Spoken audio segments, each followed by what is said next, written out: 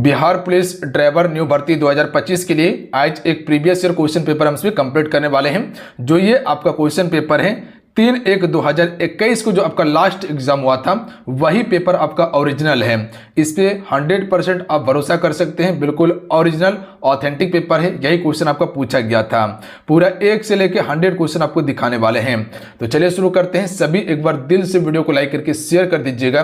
देखिए आपसे क्लास करते पर क्लास को लाइक नहीं करते, लाइक जरूर कीजिए, आपके लिए ही मेहनत कर रहे तो एक लाइक करके शेयर जरूर कर दिया कीजिए। आपका एक लाइक मोटिवेट कराता है। तो चलिए शुरू करते हैं। देखिए क्वेश्चन पूछा गया था कि विक्रमशिला गंगा डॉल्फिन अभ्यारण्य कहां पर स्थित है। देखिए ईमानदारी पूर्वक लास्ट में आपको पूरा 100 क्वेश्चन सॉल्व करने के बाद आपको स्कोर बताना है कि कितना स्कोर कर पा रहे हैं। सभी को बताना है लास्ट में स्कोर करके। इतना काम जरूर कीजिएगा आप सभी ईमानदारी पूर्वक, अगर आप सीरियस होकर तैयारी कर रहे हैं। तो आप सबको पता है कि विक्रमशिला कहां पे है, बिहार में स्थित है। बिहार के भागलपुर जिले में है। यहीं पर गंगा डॉल्फिन संरक्षण केंद्र भी बनाया गया था। याद रखिएगा विक्रमशिला में आप सभी का विक्रमशिला विश्वविद्यालय है जो धर्मपाल के द्वारा बनाया गया था। इसके अलावा गंगा डॉल्फिन की बात किया जाए तो यह भारत का राष्ट्रीय जलीय जीव है और इसको जो है कि विलुप्त की सूची में IUCN के द्वारा 2006 में जो है कि इसको दर्ज किया गया है, यानी कि गंगा डॉल्फिन विलुप्त होने वाली है। चलिए अगला क्वेश्चन देखिए आप सभी कि राज्य का संवैधानिक प्रमुख कौन होता है। देखिए राज्य का अगर संवैधानिक प्रमुख की बात किया जाए तो ये आपका राज्यपाल हो जाएगा। देखिए इसको ऑप्शन ए, इसको ऑप्शन बी, इसको ऑप्शन सी, इसको ऑप्शन डी कर लीजिएगा, ठीक है। तो राज्यपाल इसका राइट आंसर होगा। और केंद्र में बात किया जाए तो राष्ट्रपति हो जाएगा।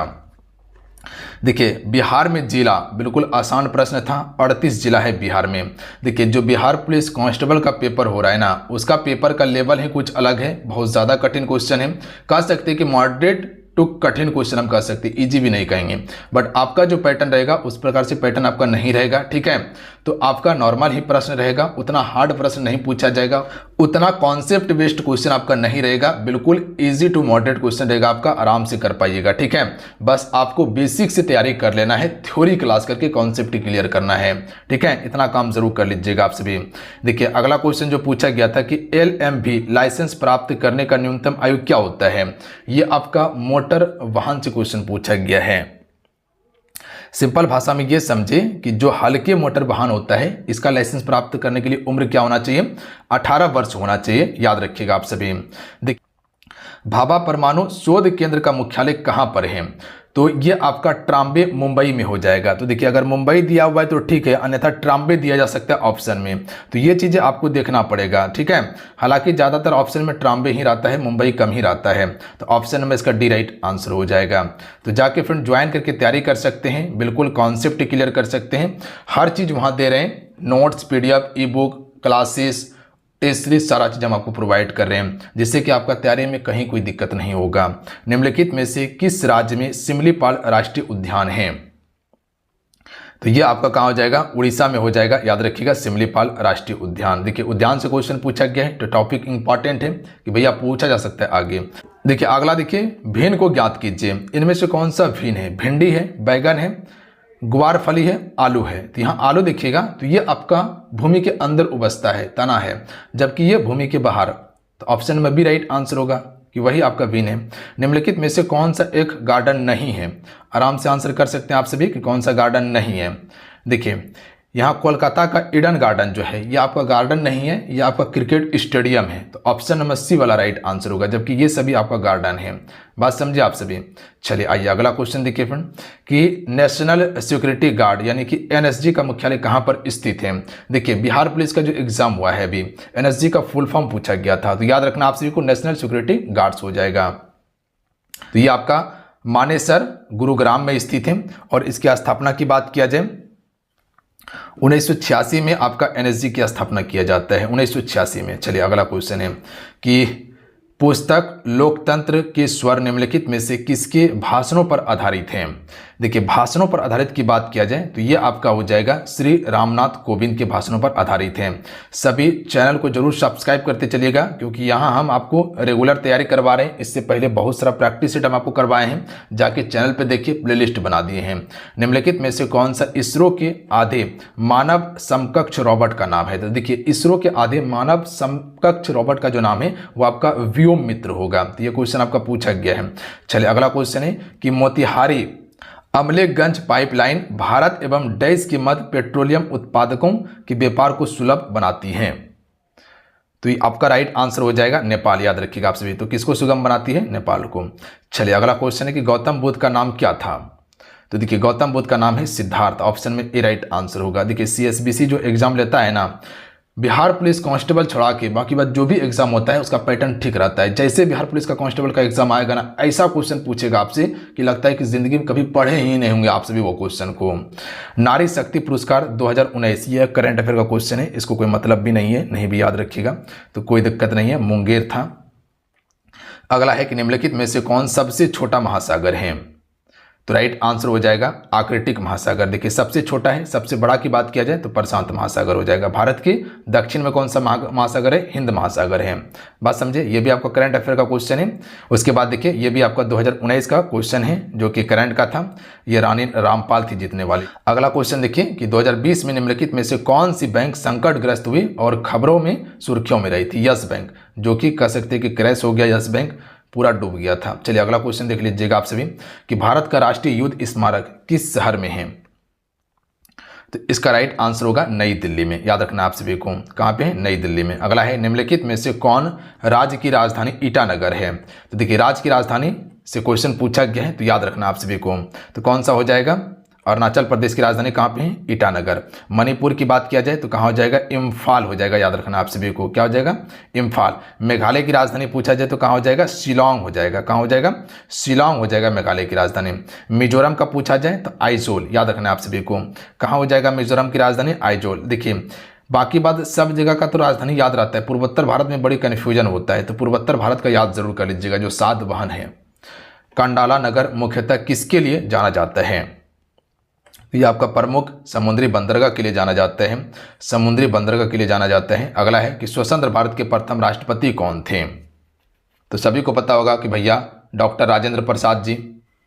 1950 से लेकर 1962 तक इसका कार्यकाल रहा था और एकमात्र ऐसा राष्ट्रपति है जो 2 बार जीता है। उसके बाद कोई अभी तक राष्ट्रपति 2 बार नहीं बना। रांची शहर निम्नलिखित में से किस राज्य की राजधानी है? कितना आसान प्रश्न है, बिल्कुल आराम से कर सकते भैया। झारखंड का है, ठीक है। देखिए जिसको अगर प्रश्न याद करने में, अगर कोई टॉपिक याद करने में अगर आपको डिफिकल्ट होता है तो वो चीज़ें हम आपको ट्रिक से भी याद करवा देते हैं कि चीज़ें कैसे आपको लंबे समय तक ट्रिक से याद कर पाइएगा, कैसे कनेक्ट करके प्रश्न को याद करना है, तो हर चीज़ हम आपको बता रहे हैं। नव नालंदा बिहार किसके लिए विख्यात हैं? तो राइट आंसर होगा पाली अनुसंधान संस्थान के लिए विख्यात है नव नालंदा महाविहार। और जो आपसे नव नालंदा विहार जो देख रहे हैं तो ये आपका पाली हो गया और बौद्ध धर्म में उच्च कह सकते हैं अध्ययन केंद्र के रूप में इसको विकसित करने के लिए जो है कि स्थापित किया गया था। किसको? नव नालंदा विहार को। अगला क्वेश्चन देखिए इंडियन सुपर लीग यानी कि IPL 2019 का किताब की बात किया गया था तो उस समय मुंबई इंडियंस ने जीता था। अच्छा 2025 में जो अभी IPL हुआ है वो किसने जीता है बता सकते हैं आप सभी को? काफ़ी ज़्यादा सुर्खियों में था, आप सभी को पता है, हो सकता है पूछा जाएगा पेपर क्योंकि सुर्खियों में था, बहुत सारे लोग मारे गए थे, आपको पता है ना। हाँ विराट कोहली वाला। बता सकते हैं कि नाम क्या है? कौन सा एक तरल धातु है? इतना तो आपको हिंट्स दे दिए हम। बन सकता है क्योंकि सुर्खियों में था, पारा इनमें से एक तरल धातु है, याद रखिएगा आप सभी। चलिए अगला क्वेश्चन देखिए फ्रेंड, क्वेश्चन नंबर आपका 26 हो जाएगा कि वलंगा नदी निम्नलिखित में से किस देश में अवस्थित है? तो ये आपका हो जाएगा रूस में है। कहाँ पे है? रूस में। अगला क्वेश्चन देख लीजिएगा कि राष्ट्रीय एकता पुरस्कार का गठन निम्नलिखित में से किसके नाम पर? Option number D right answer होगा सरदार वल्लभ भाई पटेल। देखिए बारदोली सत्याग्रह कब हुआ था? आपका 1928 में हुआ था। सरदार वल्लभ भाई पटेल ने ही इसका नेतृत्व किया था। अच्छा बता सकते हैं कि हैदराबाद को पोलो ऑपरेशन के तहत किसने मिलाया था? पता है आप सभी को? सरदार वल्लभ भाई पटेल ने। लद्दाख गिलगित और पाकिस्तान से होकर कौन सी नदी बहती है? तो लद्दाख गिलगित और पाकिस्तान से होकर बहने वाली नदी का नाम क्या है? तो राइट आंसर हो जाएगा सिंधु नदी। याद रखिएगा आप सभी, सिंधु नदी हो जाएगा। अगला है कि बिहार दिवस कब मनाया जाता है? देखिए यहाँ से आपको 2 प्रश्न याद रखने हैं जो पेपर में आपका प्रश्न बनेगा। सबसे पहले तो बिहार दिवस 22 मार्च को मनाते हैं और इसी दिन हम सभी जल दिवस में मनाते हैं। याद रखना आप सभी को 22 मार्च को। और एक याद रखना है कि 22 अप्रैल के बारे में, ठीक है, ये दोनों कन्फ्यूजन करता है। 22 अप्रैल को पृथ्वी दिवस मनाया जाता है, याद रखना आप सभी को। 22 अप्रैल को पृथ्वी दिवस मनाया जाता है। चलिए अगला क्वेश्चन है कि किस पर्यटन केंद्र पर गर्म जल के अनेक स्रोत हैं? तो ये आपका राजगीर हो जाएगा। यहाँ पर गर्म जल का अनेकों स्रोत आपको देखने के लिए मिलेगा। काजीरंगा राष्ट्रीय उद्यान निम्नलिखित में से किस राज्य में अवस्थित है? आपको बताए थे ना कि राष्ट्रीय उद्यान वन्यजीव अभ्यारण्य काफ़ी ज़्यादा क्वेश्चन पूछा गया है, तो इसके लिए कह सकते हैं काफ़ी इंपॉर्टेंट है, असम हो जाएगा। और जो एप्लीकेशन पे हम आपको इसको बिल्कुल डिटेल में पढ़ाए हैं, टाइगर रिजर्व, बायोस्फीयर रिजर्व, राष्ट्रीय उद्यान, वन्यजीव अभ्यारण्य, हर चीज़ आपको पढ़ा दिए, प्रश्न आपका मिस नहीं होगा। चलिए अगला क्वेश्चन देखिए कि DRDO के संबंध में QRSAM क्या है? क्या सोनार है, रडार है, वायुयान है या मिसाइल तंत्र है? बता सकते हैं कोई? इसका राइट आंसर क्या होगा? और ये मिसाइल जो है ये आपका हवा में मार करने वाली मिसाइल है। अगला क्वेश्चन है कि कोरोना का प्रथम मामला किस देश के सामने में आया था? तो ये करंट अफेयर के संदर्भ में पूछा गया क्वेश्चन है। तो सबसे पहले चीन में आया था, है ना। ये करंट अफेयर का था 2020 वाला। भारत के किस राज्य में तेजू हवाई अड्डा स्थित है? तो देखिए ये अरुणाचल प्रदेश में तेजू हवाई अड्डा। अगला है काकोला जलप्रपात बिहार के किस जिले में? कई बार क्वेश्चन अलग अलग एग्जाम में पूछ दिया गया है, काफ़ी फेमस है। काकोला वाला नवादा में है, तो आपको याद रखना है, हो सकता है पेपर में आ जाए। अगला क्वेश्चन है कि नवाबों का शहर को किस नाम से जाना जाता है? तो देखिए नवाबों का शहर किसे कहा जाता है पता है आप सभी को? बिल्कुल लखनऊ को कहा जाता है। उत्तर प्रदेश की राजधानी है लखनऊ, इसी को नवाबों का शहर कहते हैं। कतर की मुद्रा का नाम क्या है? देखिए फ्रेंड्स सभी सेशन को जरूर लाइक करते चलिएगा, आपका एक लाइक मोटिवेट कराता है। क्लास पूरा करते आपसे पर क्लास को लाइक नहीं करते, लाइक जरूर कर दिया कीजिए आप सभी, ठीक है। आप ही के लिए हम इतना मेहनत करते हैं। तो इसका राइट आंसर क्या होगा? कतर की मुद्रा क्या है? कतर की मुद्रा का नाम रियाल है, याद रखना है आप सभी को। चलिए अगला है कि वाल्मीकि टाइगर रिजर्व ये किस जिले में स्थित है? देखिए वाल्मीकि टाइगर रिजर्व ये आपका बिहार में है और बिहार की ये पश्चिमी चंपारण जिले में है। चलिए दीनदयाल उपाध्याय ग्राम ज्योति योजना का संबंध किससे है? तो इसका संबंध है विद्युत से। किससे संबंधित है? विद्युत से। भारतीय संविधान की प्रस्तावना किस देश के संविधान से प्रेरित है? तो ये आपका प्रस्तावना की बात किया जाए तो अमेरिका के संविधान से प्रेरित है आपका। चलिए अगला क्वेश्चन देख लीजिएगा आप सभी। देखिए मौलिक अधिकार अमेरिका के संविधान से लिया गया है। राष्ट्रपति की शक्ति की बात किया जाए तो अमेरिका के संविधान से। अगला है कि रावण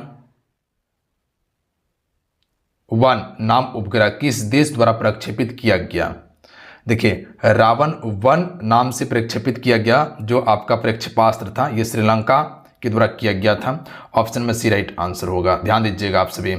फ्रांस की मुद्रा क्या है? तो देखिए मुद्रा से क्वेश्चन पूछा गया है, ठीक है। तो ध्यान देना आप सभी को, यूरो फ्रांस की मुद्रा है। राजधानी कहाँ पे इसका? पेरिस में है। चलिए अगला क्वेश्चन देखिए, भारतीय वायुयान सेना की पहली महिला फ्लाइट इंजीनियरिंग कौन बनी? देखिए पहले की अगर बात किया जाए कि फ्रांस में मुद्रा क्या चलता था तो फ्रैंक चलता था, याद रखिएगा आप सभी। 1999 से अगर पहले की बात किया जाए तो फ्रैंक चलता था और अभी करीब करीब यूरोप वाला देश में यूरो मुद्रा चलता है। बात समझे? तो इसका राइट आंसर क्या हो जाएगा? बी हिना जायसवाल, याद रखिएगा आप सभी, हिना जायसवाल। अगला क्वेश्चन है कि निम्नलिखित में से किस राज्य में एशियाई सिंह पाए जाते हैं? तो देखिए एशियाई सिंह की बात किया जाए तो ये आपका हो जाएगा गुजरात और ये आपका गिर राष्ट्रीय उद्यान में होगा। तो देख लीजिए राष्ट्रीय उद्यान से कितना प्रश्न हो चुका है, लगभग 5 प्रश्न मेरे ख्याल से हो चुका है। लगनी राग किस अवसर पर गाया जाता है? तो राइट आंसर होगा विवाह के अवसर पर लगनी राग गाते हैं। कब? विवाह के अवसर पर। चलिए अगला है कि बिहार सोशलिस्ट पार्टी के संस्थापक कौन थे? जब बिहार जीके का कला संस्कृति पढ़िएगा तब आपको देखने के लिए ये प्रश्न मिलता, लगनी राग वाला। तो राइट आंसर क्या हो जाएगा? 46 का। तो ध्यान दीजिएगा आपसे, जयप्रकाश नारायण इसका करेक्ट आंसर होगा, याद रखेंगे आप सभी, जयप्रकाश नारायण हो जाएगा। क्या क्वेश्चन था फिर से समझिएगा कि सोशलिस्ट पार्टी की स्थापना कब किसने किया था? जयप्रकाश नारायण ने। और कब किया था? 1934 में किया था। तो डेट याद रखिएगा। अगला है कि भारतीय प्रधानमंत्री नरेंद्र मोदी को किस अभियान के लिए ग्लोबल गोलकीपर अवार्ड से सम्मानित किया गया था? तो उस समय का ये करंट अफेयर का क्वेश्चन है, तो इसको याद नहीं भी कीजिएगा तो नहीं दिक्कत है, स्वच्छ भारत के लिए दिया गया था। अगला है कि किस शहर में भारत की प्रथम रेल यूनिवर्सिटी स्थित है?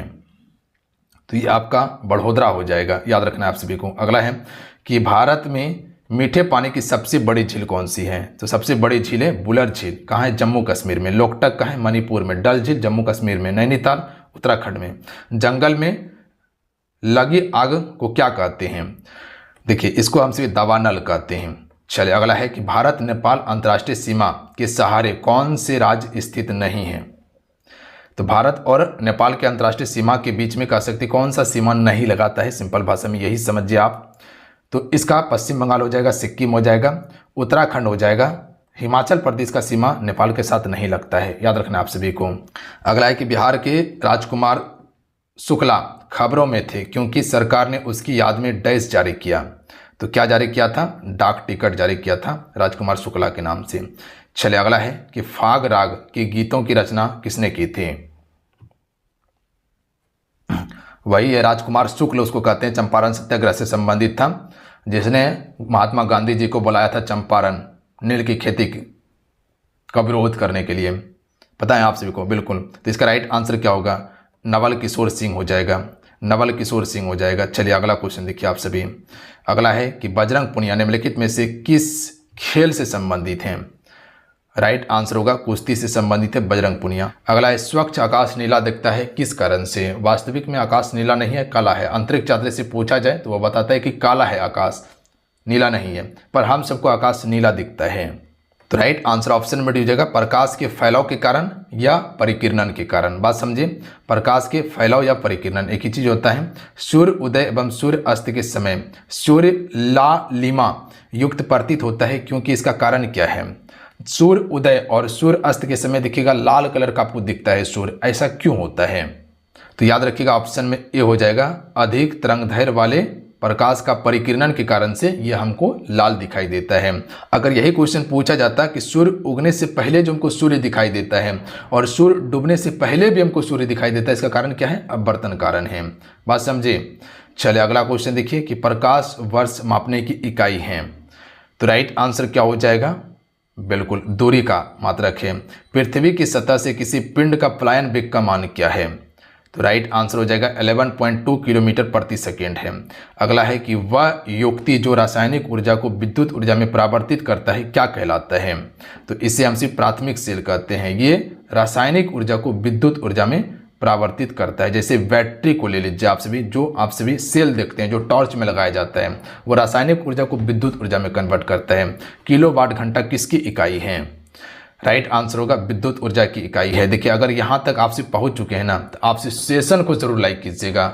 आपका एक लाइक मोटिवेट करता है। सभी से रिक्वेस्ट करेंगे जो चैनल पर नए हैं चैनल को जरूर सब्सक्राइब कर लीजिएगा आप सभी, और ऑल नोटिफिकेशन ऑन कर लीजिएगा, ताकि जब भी इंपॉर्टेंट क्लास आए ड्राइवर से संबंधित तो नोटिफिकेशन आपको मिले। इतना काम जरूर कर लेंगे। यहाँ हम आपको तैयारी करवा रहे हैं। टेलीग्राम ग्रुप को ज्वाइन कर लीजिए, बहुत सारा चीज़ हम टेलीग्राम पे प्रोवाइड करते हैं, जिससे कि तैयारी और भी आपका आसान होगा। अगला क्वेश्चन है कि फ्यूज तार की सर्वाधिक उपयुक्त विशेषता क्या है। कि शेष तारों की अपेक्षा न्यू तार प्रतिरोध ये अपेक्षा की जा सकती है, नहीं। पतला एवं छोटा होना, नहीं। मोटा एवं लंबा होना, नहीं। ये आपका उच्च गलनांक बिंदु इसका सही आंसर लिया गया है आयोग की तरफ से। अब यहाँ पे समझिएगा, अगर जो फ्यूज तार होता है ना, अगर इसको श्रेणी क्रम में जोड़ा जाए तार को, ठीक है, श्रेणी क्रम में जोड़ा जाए तो इसका कह सकते हैं कि एक भाग जो रहता है उसका उच्च प्रतिरोध होता है। फ्यूज वाला तार का उच्च प्रतिरोध होता है, इसका कम गलनांक होता है।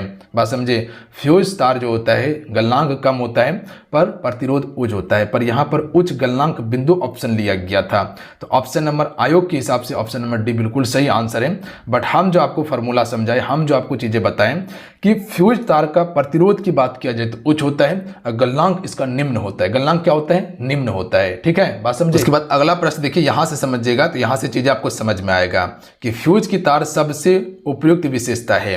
तो देखिए अगर फ्यूज की तार की बात किया जाए कि जब परिपथ में तीव्र धारा से प्रभावित होती है, धारा याद रखिएगा आपसे, यानी कि वोल्टेज, तो ये फ्यूज तुरंत पिघल जाना चाहिए। क्या होना चाहिए, पिघल जाना चाहिए। इसका मतलब ये है कि कम इसका गलनांक होना चाहिए और उच्च प्रतिरोध होना चाहिए तार का। बात समझे, कम गलनांक उच्च प्रतिरोध। तो आयोग ऑप्शन नंबर डी बिल्कुल सही लिया था उसका।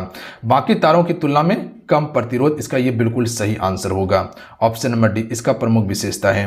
अगला क्वेश्चन है कि इंद्रधनुष के निर्माण का कारण क्या है। बात समझे आप सभी कि फ्यूज तार का गलनांक कम हो, प्रतिरोध उच्च हो, बस ये दिमाग में आपको बैठा के रखना है।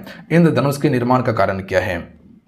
राइट आंसर ऑप्शन में ए होगा, जल की बूंदों द्वारा सूर्य के प्रकाश का अपवर्तन और परावर्तन के कारण होता है।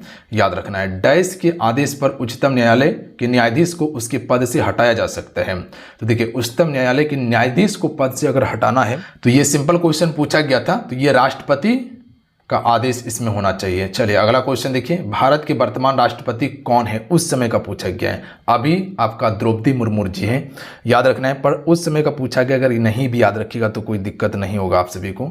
रामनाथ कोविंद था। ठीक है, अगला है कि फास्टैग का संबंध निम्नलिखित में से किससे है। राइट आंसर हो जाएगा कैशलेस टोल टैक्स हो जाएगा। चलिए अगला है कि बिहार राज्य की राजकीय भाषा क्या है, आसान प्रश्न है। तो राइट आंसर क्या हो जाएगा, हिंदी और उर्दू हो जाएगा ऑप्शन में ए।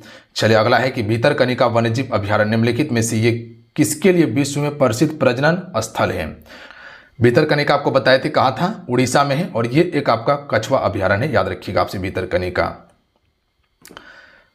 करतारपुर कॉरिडोर यानी कि गलियार भारत को किस देश से जोड़ता है।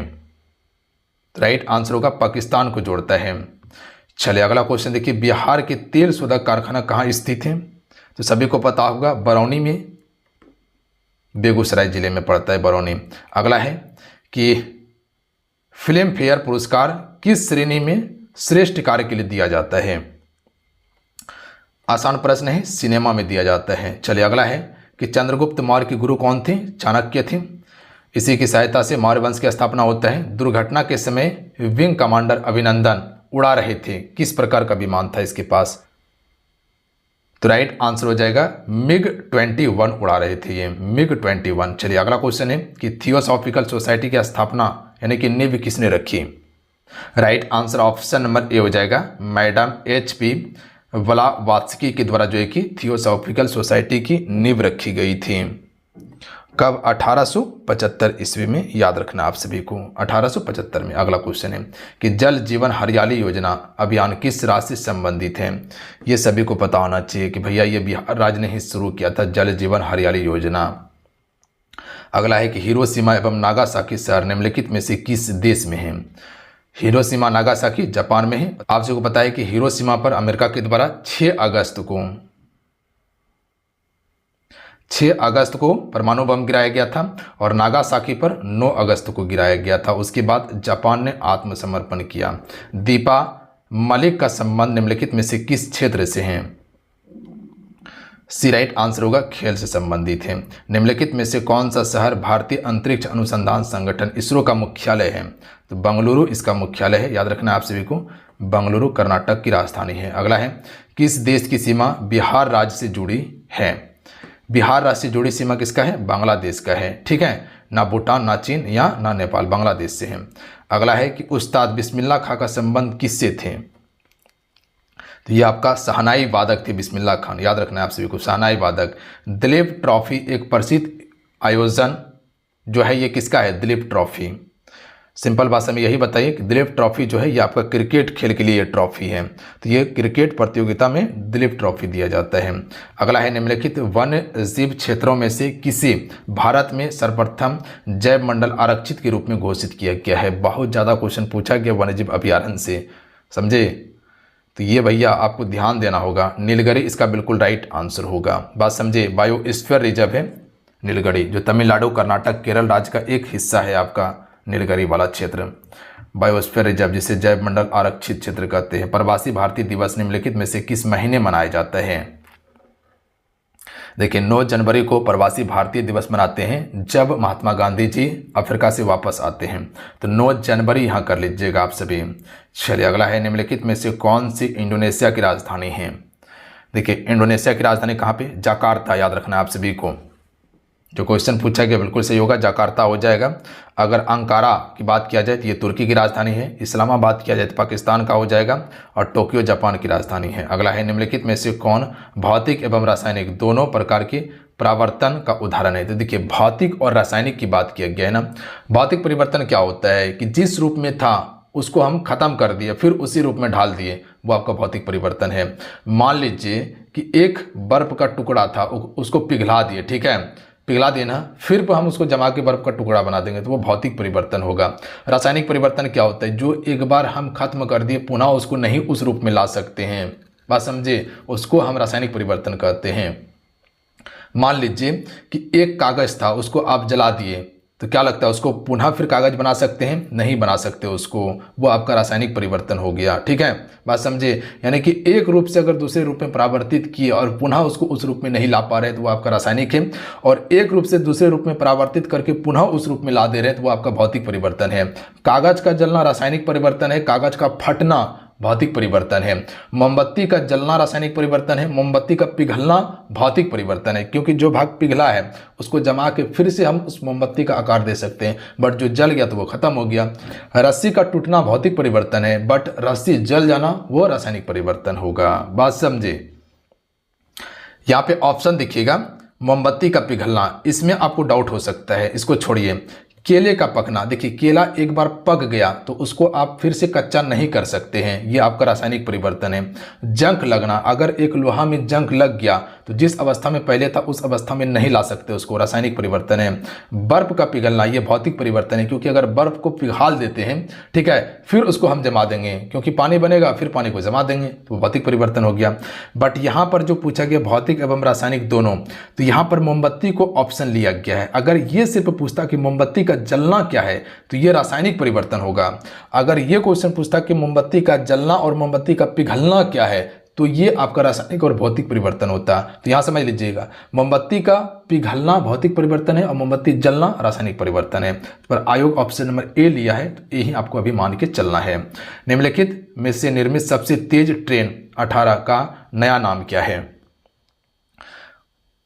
तो इसका right answer option number C हो जाएगा, वंदे भारत एक्सप्रेस हो जाएगा। बताएं आप सभी को। चलिए अगला है, प्लास्टर ऑफ पेरिस ठोस हो जाता है कब? तो करेक्ट आंसर ऑप्शन में से हो जाएगा, केवल H2O के साथ मिश्रण करने पर प्लास्टर ऑफ पेरिस ठोस हो जाता है। बिग बैंग सिद्धांत समझाइए। बिग बैंग थ्योरी जॉर्ज लेमेत्र के द्वारा दिया गया था, जिसके अनुसार कहा जा रहा था कि ब्रह्मांड लगातार अभी विस्तार हो रहा है। पता है आप सभी को, बिल्कुल ब्रह्मांड विस्फोट के बारे में बताया गया था कि एक समय में ब्रह्मांड में विस्फोट हुआ था। जो छोटा छोटा कण देखते, उपग्रह देखते, ये सभी उसी का परिणाम है।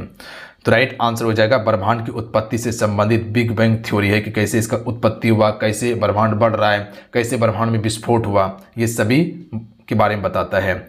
मूल रूप से बिहार शब्द का अर्थ क्या है? बिहार शब्द का क्या अर्थ है? बिहारी नहीं, बौद्ध मठ। ऑप्शन में ए राइट आंसर होगा।